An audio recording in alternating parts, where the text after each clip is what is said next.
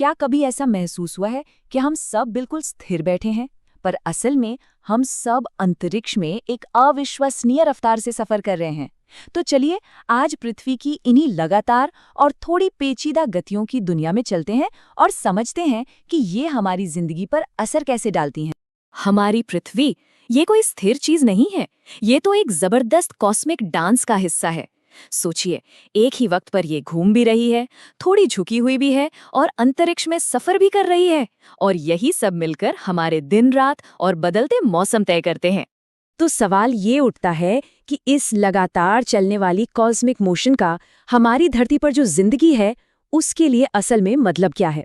आइए इसी सवाल का जवाब ढूंढते हैं। देखते हैं कि पृथ्वी का ये घूमना, झुकना और सूरज का चक्कर लगाना हमारी जिंदगी के हर पहलू को कैसे बनाता संवारता है। तो ठीक है, शुरुआत करते हैं सबसे बेसिक, सबसे जानी पहचानी गति से, यानी पृथ्वी का अपनी ही धुरी पर रोज घूमना। ये वो हरकत है जिसे हम सब हर रोज महसूस करते हैं। हमारी पृथ्वी पश्चिम से पूर्व की तरफ घूमती है ना?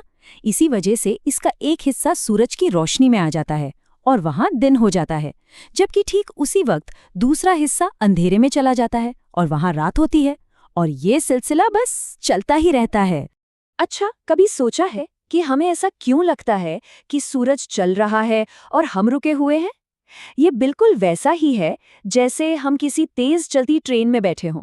हमें लगता है कि ट्रेन तो अपनी जगह पर है और बाहर के पेड़ पौधे पीछे भाग रहे हैं। असल में तो हम पृथ्वी के साथ घूम रहे हैं, सूरज नहीं। तो पृथ्वी को अपनी धुरी पर एक पूरा चक्कर लगाने में सूरज के हिसाब से लगते हैं करीब करीब 24 घंटे, और बस यही हमारे एक दिन की लंबाई तय करता है। यहाँ एक मजेदार बात है। पता है, चांद की वजह से, उसके टाइडल इफेक्ट्स के कारण हमारी पृथ्वी का घूमना धीरे धीरे धीमा हो रहा है। इसका मतलब ये हुआ कि आज का हमारा एक दिन 100 साल पहले के दिन से लगभग 1.7 मिलीसेकंड लंबा है ना कमाल की बात? चलिए अब रोज के घूमने से थोड़ा आगे बढ़ते हैं और पृथ्वी के सालाना सफर पर नजर डालते हैं। क्योंकि पृथ्वी सिर्फ अपनी जगह पर घूमती नहीं है, बल्कि वो सूरज के चारों तरफ चक्कर भी लगाती है। और हमारे मौसमों का सारा राज बस इसी में छुपा है। ये जो नंबर है ना, 23.5 डिग्री, बस इसे याद रखिएगा। ये हमारे मौसमों को समझने की चाबी है। ये कोई मामूली सा झुकाव नहीं है, इसी ने सब कुछ बदल के रख दिया है। देखिए, बात यह है कि हमारी धरती एकदम सीधी नहीं घूमती। इसकी जो धुरी है वो थोड़ी झुकी हुई है। और सबसे जरूरी बात यह है कि ये झुकाव पूरे साल एक ही दिशा में बना रहता है, चाहे पृथ्वी सूरज के चक्कर लगाते हुए कहीं भी पहुंच जाए। तो दूसरी बड़ी हरकत है परिक्रमण या रेवोल्यूशन, मतलब सूरज का एक पूरा चक्कर। इसमें पृथ्वी को लगते हैं 365 और चौथाई दिन। और हाँ, इसी चौथाई दिन को एडजस्ट करने के लिए तो हम हर 4 साल में एक लीप ईयर मनाते हैं, जिसमें एक एक्स्ट्रा दिन जुड़ जाता है। आप सोचिए, जब पृथ्वी का उत्तरी हिस्सा सूरज की तरफ झुका होता है तो वहां सीधी धूप पड़ती है और गर्मियां आ जाती हैं। ठीक उसी वक्त दक्षिणी हिस्सा सूरज से दूर झुका होता है तो वहां सर्दियां होती हैं। और फिर 6 महीने बाद कहानी पूरी तरह पलट जाती है। मामला सिर्फ ये नहीं है कि धूप कितनी देर तक रहती है, बल्कि ये है कि वो किस एंगल पर पड़ रही है। गर्मियों में सूरज की किरणें एकदम सीधी पड़ती हैं, जैसे टॉर्च की सीधी रोशनी, जो गर्मी को एक जगह इकट्ठा कर देती है। वहीं सर्दियों में किरणें तिरछी आती हैं, तो उतनी ही एनर्जी एक बड़े एरिया में फैल जाती है और तापमान गिर जाता है। तो ये पूरी कहानी पृथ्वी के ऑर्बिट में 4 खास पड़ावों पर आकर टिकती है। एक है संक्रांति यानी सॉल्स्टिस, जब किसी हिस्से में या तो सबसे लंबा दिन होता है या सबसे छोटा। और दूसरा है विषुव यानी इक्विनॉक्सेस, जब दिन और रात लगभग बराबर होते हैं। बस इन्हीं मौकों से हमारे मौसमों की ऑफिशियल शुरुआत होती है। अच्छा, अब एक कदम और पीछे हटते हैं और इस कहानी में चांद को भी ले आते हैं।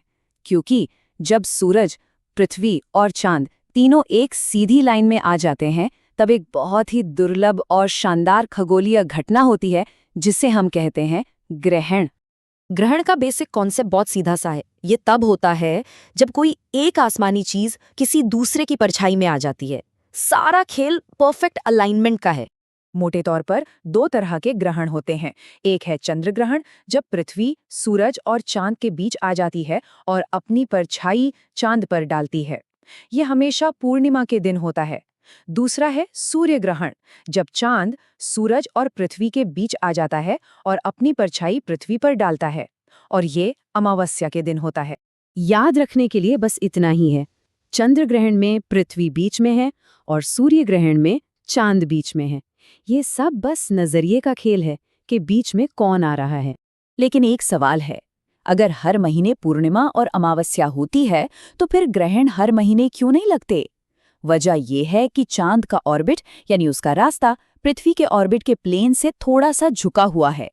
तो एक टोटल इक्लिप्स के लिए इन तीनों को सिर्फ एक लाइन में ही नहीं बल्कि एक ही लेवल या प्लेन पर भी होना पड़ता है, और ऐसा होना काफी रेयर होता है। सूर्य ग्रहण का एक सबसे खूबसूरत नज़ारा होता है डायमंड रिंग इफेक्ट।